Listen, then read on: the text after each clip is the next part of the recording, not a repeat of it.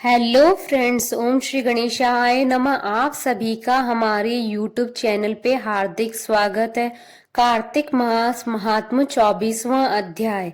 सब प्रकार के विघ्नों का नाश करने वाले तथा सारी सृष्टि का पालन करने वाले श्री गणेश जी, ज्ञान के दाता देवी श्री सरस्वती जी तथा सब पुराणों के कर्ता श्री व्यास जी तथा गुरुदेव के चरण कमलों में नमस्कार करके भगवान की श्रद्धा और भक्ति रस में डूबे हुए कार्तिक मास महात्म्य की कथा कहती हूँ।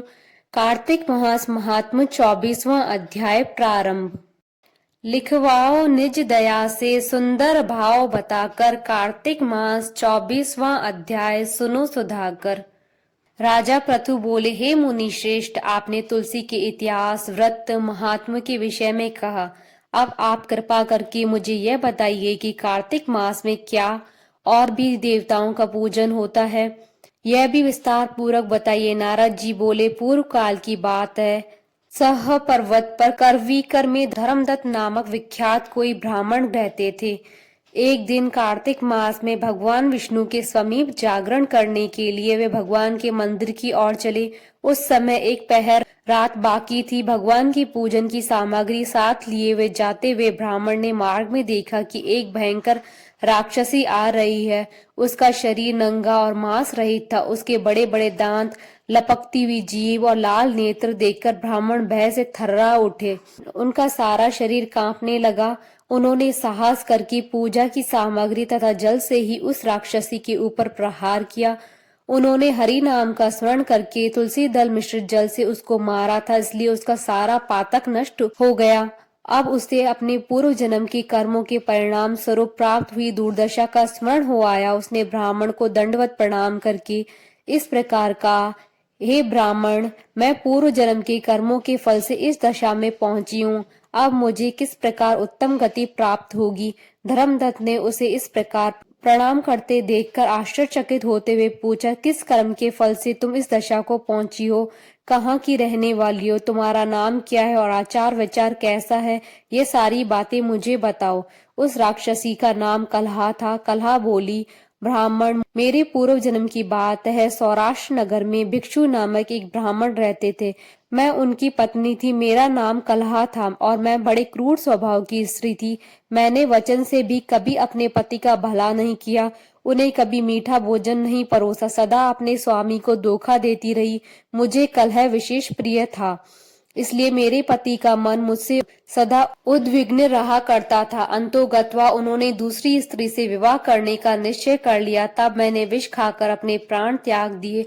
फिर यमराज के दूत आए और मुझे बांधकर पीटते हुए यमलोक में ले गए। वहां यमराज ने मुझे देखकर चित्रगुप्त से पूछा, चित्रगुप्त, देखो तो सही, इसने कैसा कर्म किया है। जैसा कर्म इसका हो उसके अनुसार यह शुभ या अशुभ प्राप्त करे। चित्रगुप्त ने कहा, इसका किया हुआ कोई भी शुभ कर्म नहीं है। यह स्वयं मिठाइयां उड़ाती थी और अपने स्वामी को उनमें से कुछ भी नहीं देती थी। इसने सदा अपने स्वामी से द्वेष किया, इसलिए यह चमगादुरी होकर रहे। सदा कलह में इसकी प्रवृत्ति रही है, इसलिए ये विष्टा भोजी सूकरी की योनि में रहे। जिस बर्तन में भोजन बनाया जाता है उसी में यह सदा अकेली खाया करती थी। अतः इसके दोष से ये अपनी ही संतान का भाण करने वाली बिल्ली हो।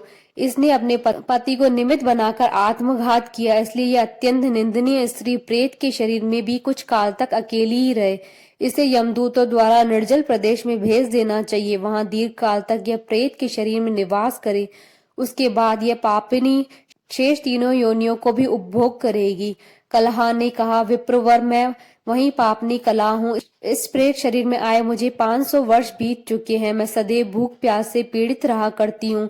एक बनिए के शरीर में प्रवेश करके मैं इस दक्षिण देश की कृष्णा और वेणी के संगम तक आई हूँ। जो ही संगम तट पर पहुंची त्यों ही भगवान शिव और विष्णु के पार्षदों ने मुझे बलपूर्वक बनिए के शरीर से दूर भगा दिया। तब से मैं भूख का कष्ट सहन करती हुई इधर उधर घूम रही हूँ।